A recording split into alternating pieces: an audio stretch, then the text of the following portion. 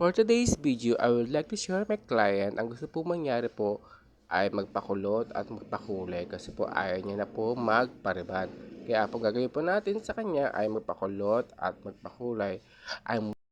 I'm working for the future. Let's do this! Nag-apply na ako ng color para po sa kanyang hair at para matakpan po ang kanyang white hair dahil gusto niya may kulay at matakpan ang kanyang hair. Pagkatapos doon, Pagkatapos po ng aking pagbabanlaw ng kulay ng buhok, ay nagset na ako ng kanyang hair para po sa kanyang kulot at nilagyan ko po ng gamot ang kanyang buhok. Para kumapit ang kanyang gamot sa kanyang buhok at ito ay binabad ko ng ilang oras para ito ay ma-absorb ng buhok ng kanyang kulot upang maset ito. And then ito po ang final result. Nagkaroon po ng kanyang hair ng kulay at kulot.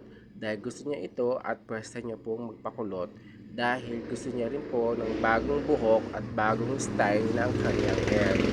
And thank you for watching and share and follow. Thank God bless.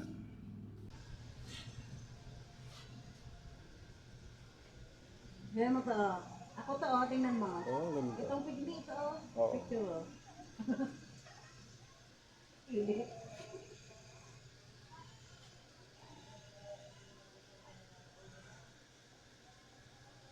Tapi talaga ng ano ko, ang tawag doon. Matigas lang siya, no? Steady ka lang po.